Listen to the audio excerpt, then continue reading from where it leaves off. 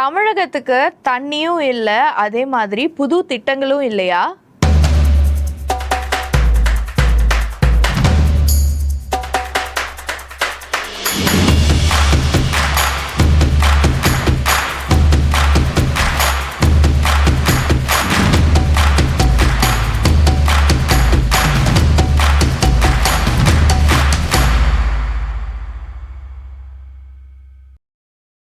Welcome back to Shruti reacts. இதில் நம்மளை சுற்றி நடக்கிற விஷயங்களுக்கு சில செய்திகளுக்கு குயிக்காக ரியாக்ட் பண்ண போகிறோம். அந்த வகையில் த ஃபர்ஸ்ட் நியூஸ் என்னென்னா, நேத்திக்கு டிஎன் பட்ஜெட் பார்த்தோம். அந்த மாதிரி இன்றைக்கு வேளாண் பட்ஜெட்டை தாக்கல் செஞ்சுருக்காரு வேளாண் துறை அமைச்சர் வினோத் அவர்கள்.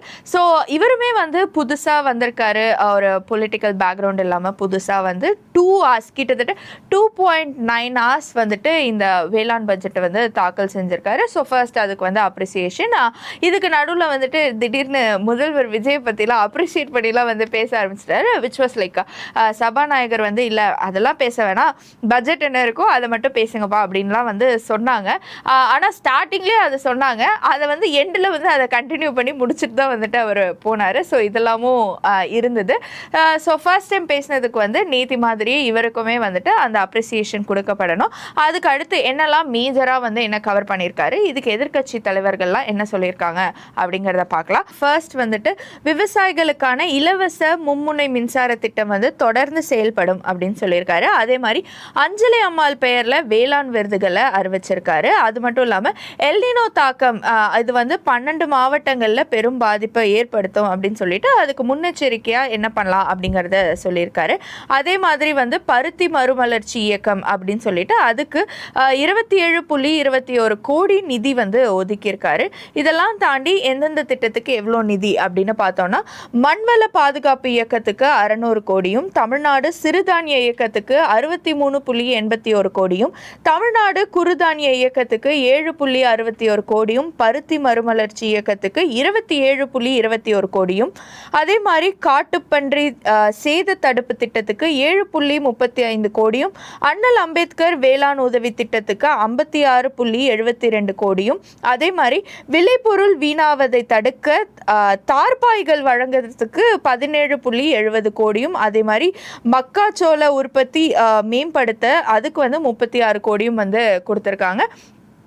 இதை தாண்டி புதிய உயிர்ம வேளாண் கல்லூரி நிறுவ போகிறாங்க. அதுக்கு நம்மாழ்வார் பெயரில் அது வரப்போகுது. அதுக்கு ஒரு 5 கோடி நிதி ஒதுக்கியிருக்காங்க. ஸோ இதெல்லாம் தான் மேஜராக நிறையா, அதான் நேற்று மாதிரி ஃபுல்லாக சொல்லணும்னா 2 hours எனக்கும் ஆகும். ஸோ இதெல்லாம் மேஜராக நடந்திருக்கு. இதுக்கு ஃபர்ஸ்ட் எந்தெந்த பொலிட்டீஷியன் என்ன சொல்லியிருக்காங்க அப்படின்னு பார்த்தோன்னா, ஃபர்ஸ்ட் இபிஎஸ் அதிமுக பொதுச் செயலாளரான எடப்பாடி பழனிசாமி என்ன சொல்லியிருக்காருன்னா, இதில் எதுவுமே புது திட்டமே இல்லை. ஃபர்ஸ்ட் ஆஃப் ஆல் இந்த மாதிரி வேளாண் பட்ஜெட்லாம் 2 hours யாருமே படித்து நான் பார்த்ததே இல்லை, அதுவே புதுசாக இருந்தது. சரி 2 மணி நேரம் படித்தாரே ஏதாவது புதுசாக சொல்லுவார்னு பார்த்தா அதுவும் இல்லை, எல்லாமே ஏற்கனவே இருக்கிற திட்டத்தை தான் பேசியிருக்காரு அப்படிங்கிற மாதிரி சொல்லியிருக்காரு. அதே மாதிரி எதிர்க்கட்சி தலைவரான உதயநிதி ஸ்டாலினும் என்ன சொல்லியிருக்காருன்னா, தமிழ்நாட்டுக்கு தண்ணி தான் இல்லை, அதே மாதிரி புது திட்டமும் இல்லையா அப்படிங்கிற மாதிரி கேள்வி கேட்டிருக்காரு. ஸோ அவர் இன்னும் அந்த தண்ணி பிரச்சனையிலேருந்தே வரல. ஸோ மேபி அதையும் இவர் அட்ரஸ் பண்ணியிருக்கலாமா அப்படின்னு எனக்கும் ஃபீல் ஆச்சு. ஸோ காவேரி பிரச்சனையும் இவர் அட்ரஸ் பண்ணியிருக்கலாம். அதே மாதிரி புது திட்டங்களோ நேத்தும் நம்ம அதை பற்றி பேசணும். மேபி இந்த டைமில் இதில் கமெண்ட் பண்ண எனக்கு பெருசாக எதுவும் இல்லை. மேபி அவங்க புதுசாக ஆட்சிக்கு வந்திருக்கிறதுனாலையும் பெருசாக பொலிட்டிக்கல் சைடில் இல்லாததுனாலையும் இருக்கிற திட்டத்தையே நம்ம ஃபர்ஸ்ட் இன்னும் நல்லா சிறப்பாக செயல்படுத்துவோம், நடுவில் வேறு ஏதாவது வேணால் ஆட் ஆன் பண்ணிக்கலாம் அப்படின்னு கூட நினச்சிருக்கலாம். ஸோ இதுதான் இன்னைக்கான வேளாண் பட்ஜெட்டுடைய சம்மரி. ஸோ அடுத்த நியூஸ் என்ன அப்படின்னு பார்த்தோன்னா, நம்மளுடைய தமிழ்நாடு எம்டிசி பஸ்ஸில் அந்த ஊர் பேர்லாம் போடுற அந்த டிஜிட்டல் போர்டு ஒன்று மேலே இருக்கும் இல்லையா, அதில் தக்காளி வெற்றி கழகம் அப்படின்னு சொல்லிட்டு ஏதோ ஒன்று இன்னைக்கு ஃப்ளாஷாக ஓடிட்டு இருந்திருக்கு போல்.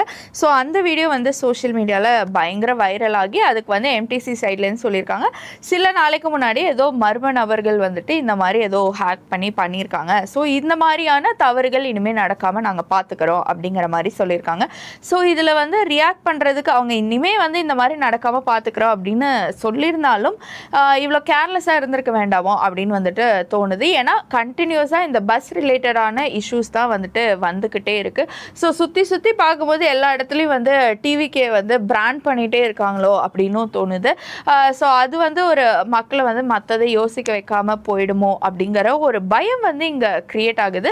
ஸோ இந்த கேர்லெஸ்னஸை வந்து அடுத்த வாட்டி அவங்க சரி பண்ணுறேன்னு அவங்க சொல்லியிருந்தாலும் நம்ம வந்து இதை அட்ரஸ் பண்ண வேண்டிய ஒரு கட்டாயத்தில் இருக்கோன்னு கூட சொல்லலாம். ஏன்னா இப்போ தான் வந்து ஒரு டூ வீடியோஸ்க்கு முன்னாடி தான் வந்துட்டு ஹோம் பேஜோடைய கலர் வந்து மாற்றினாங்க அப்படிங்கிற மாதிரி நம்ம வந்து பேசியிருந்தோம். ஸோ இந்த மாதிரி புதுசாக ஒரு இஷ்யூஸ் வரும்போதும் அண்ட் அது எல்லாமே வந்துட்டு எண்ட் ஆஃப் த டே டிவிக்கே சார்ந்து இருக்கும் பொழுதும் ரொம்ப வந்து டிவிக்கே மக்கள்கிட்ட வந்து ப்ரெஷர் பண்ணுற மாதிரி இருக்குது. ஸோ இதெல்லாம் ரொம்ப கேர்ஃபுல்லாக பார்க்கணும். மர்ம நபர்கள் செஞ்சாங்க அப்படின்னு வந்து அசால்ட்டாக சொல்ல முடியாது. இது வந்து எண்ட் ஆஃப் த டே சஃபரர் வந்து பீப்புளாக தான் இருக்காங்க. ஸோ நெக்ஸ்ட் நியூஸ் என்ன அப்படின்னு பார்த்தோன்னா இது ஒரு அவேர்னஸ் நியூஸ்னு கூட சொல்லலாம். என்னென்னா வந்துட்டு WHO அதாவது உலக சுகாதார அமைப்பும் யூனிசெஃபும் சேர்ந்து வந்து ஒவ்வொரு ஆண்டும் ஆகஸ்ட் முதல் வாரத்தை உலக தாய்ப்பால் வாரமாக வந்துட்டு அனுசரிக்கிறாங்க. எதுக்கு இது அப்படின்னா வந்துட்டு இப்போ வரைக்கும் வந்து ஒரு 6 மாதத்துக்குள்ளேயே வந்துட்டு இருக்கிற குழந்தைகளுக்கு மேக்சிமமான குழந்தைகள் எல்லா குழந்தைகளுக்கும் வந்து அந்த தாய்ப்பால் கிடைக்கிறதில்ல அப்படிங்கிறதுனாலையும் அந்த தாய்ப்பால் வந்து ஏன் முக்கியம் ஒரு குழந்தைக்கு அப்படிங்கிறத வந்து ப்ரமோட் பண்ணுற விதமாகவும் தான் இந்த வாரம் வந்து அனுசரிக்கப்படுது. இது வந்து 2018 இந்த வாரம் வந்துட்டு அனுசரிக்க ஸ்டார்ட் பண்ணுறாங்க. ஸோ ஒவ்வொரு வருஷமும் இந்த வாரத்துக்கு ஒரு கருப்பொருள் இருந்து அதை வச்சு அவங்க வந்துட்டு அந்த அவேர்னஸை கிரியேட் பண்ணிட்டு இருக்காங்க. அந்த வகையில் இந்த 2026 உடைய கருப்பொருள் என்ன அப்படின்னு பார்த்தோம்னா வாழ்க்கையில் ஒரு நிலையான தொடக்கத்திற்கான தாய்ப்பால் பலனளிப்பவற்றை வலுப்படுத்துங்கள் அப்படிங்கிறதா வந்துட்டு சொல்லியிருக்காங்க. ஸோ என்னன்னா வந்து இப்போ இந்த தாய்ப்பால் சுரக்கிறதே வந்து சில இடங்களில் சில பேருக்கு வந்து ரொம்ப கஷ்டமாக இருக்குது அப்படிங்கிற மாதிரி சொல்கிறாங்க.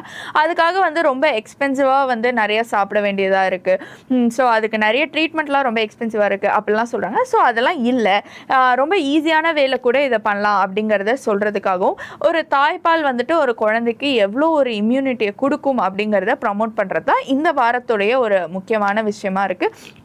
ஸோ ஆல்மோஸ்ட் எல்லா ஹாஸ்பிட்டல்ஸ்லேயும் வந்து இதை பற்றியான அவேர்னஸ் வந்து கொடுத்துட்டே தான் இருக்காங்க all over the world. So அந்த ஹாஸ்பிட்டல்ஸ் மட்டும் இல்லாமல் இதை வந்து இன்னும் எக்ஸ்ட்ராவாக வந்து இன்னும் நிறைய இடங்களில் அவேர்னஸ் கொடுக்கணும் அப்படின்னு சொல்லிட்டு நான் நினைக்கிறேன். ஹாஸ்பிட்டல்னு இல்லாமல் நிறைய விமென் ஒர்க்கிங் பிளேசஸ்லேயும் கொடுக்கலாம், ஒரு தாய்மார்கள் நிறைய யூஸ் பண்ணுற இடங்களில் கொடுக்கலாம். அதே மாதிரி அவங்களுக்கு வந்து எல்லா தாய்மார்களுக்கும் வந்து எந்த இடத்துல இருந்தாலும் அவங்க வந்து தாய்ப்பால் கொடுக்கறதுக்கு ஏற்ற மாதிரியான ஒரு சூழலை அமைக்கிறதும் ரொம்ப ரொம்ப முக்கியமான விஷயமா இருக்கு. அது எல்லாத்தையும் ப்ரமோட் பண்றது தான் இந்த வாரத்துடைய ஒரு முக்கியமான ஒரு மீனிங்னே சொல்லலாம். ஸோ த ஃபைனல் நியூஸ் என்ன அப்படின்னு பார்த்தோம்னா ஆம் ஆத்மி கட்சியுடைய ஒருங்கிணைப்பாளராக இருக்கிற அரவிந்த் கெஜ்ரிவாலுடைய மெட்டா அக்கௌண்ட், அதாவது ஃபேஸ்புக் மற்றும் இன்ஸ்டாகிராம் அக்கௌண்ட்லாம் வந்து முடக்கப்பட்டிருக்கு அப்படின்னு சொல்லிட்டு சொல்றாரு. அது ஏன் திடீர்னு ரெஸ்ட்ரிக்ட் பண்ணியிருக்காங்க அப்படின்னு சொல்லிட்டு இவருக்கு எக்ஸாக்டா ரீசனா வந்து அது முடக்கும் போதும் சொல்லலை. இவர் மெயில் பண்ணி கேட்டதுக்கும் இவருக்கு வந்து எந்த ஒரு ரெஸ்பான்ஸும் வரல அப்படிங்கிற மாதிரி சொல்றாரு. அதனால வந்து இவர் இன்னொரு ஒரு பொலிட்டிக்கல் விமர்சனத்தையும் இதில் சொல்லியிருக்காரு. என்னன்னா வந்துட்டு இந்த மாதிரி வந்து எங்களுடைய இந்திய பிரதமருக்கு நீங்கள் ரொம்ப அடிபணிந்து போனீங்கன்னா இந்தியாவில் வந்து எங்கள் பிரதமர் அக்கௌண்ட்டை தவிர உங்களுக்கு வேற எந்த அக்கௌண்ட்டுமே இருக்காது அப்படிங்கிற மாதிரி மெட்டாக்கு வந்து சொல்லியிருக்கிறதா இவர் வந்து வீடியோ மூலியமாக வந்து ஒன்று சொல்லியிருக்காரு. அதே மாதிரி வந்துட்டு இன்னொன்று என்ன சொல்லியிருக்காருன்னா இந்த மாதிரி இந்தியாவில் வேற யாராருக்கெல்லாம் உங்கள் அக்கௌண்ட்லாம் வந்துட்டு முடக்கப்பட்டிருக்கும் மெட்டா சென்சாஸ் இந்தியா அப்படின்னு சொல்லிட்டு அந்த ஹேஷ்டேக் போட்டு என்னை டேக் பண்ணுங்க, இல்லை எனக்கு டிஎம் பண்ணுங்க அந்த மாதிரி வந்துட்டு சொல்லியிருக்காரு. ஸோ இதில் என்ன விஷயம் அப்படின்னு பார்த்தோம்னா இதுக்கு பின்னாடி பொலிட்டிக்கல் ரீசன் இருக்கா இல்லையா அப்படிங்கிறது எனக்கு தெரியல. அப்படி இருந்ததுன்னா ஒரு கருத்து சுதந்திரமே இல்லாத ஒரு நாடாக நம்ம மாறிட்டு இருக்கோமா அப்படிங்கிறது வந்து ஒரு கேள்விக்குறியா வந்துடும் அப்படிங்கிறது தான் ஒரு முக்கியமான விஷயம். இன்னொன்று வந்து ஒரு ரீசன் இல்லாமல் அஃப்கோர்ஸ் அதுக்குன்னு வந்து ஒரு சில டேர்ம்ஸ் அண்ட் கண்டிஷன்ஸ் இருக்குது. அண்ட் ஆல்சோ எல்லாத்துலேயுமே இன்ஸ்டாகிராமில் இருக்குது, ஃபேஸ்புக்கில் இருக்குது, எக்ஸில் இருக்குது, எல்லாருக்குமே ஒரு சில டேர்ம்ஸ் அண்ட் கண்டிஷன்ஸ் இருக்குது. வெர்பலாக அப்யூஸ் பண்ணக்கூடாது அப்படிங்கிற மாதிரி நிறைய ஒரு லிஸ்ட் ஆஃப் ரூல்ஸ் இருக்குதா.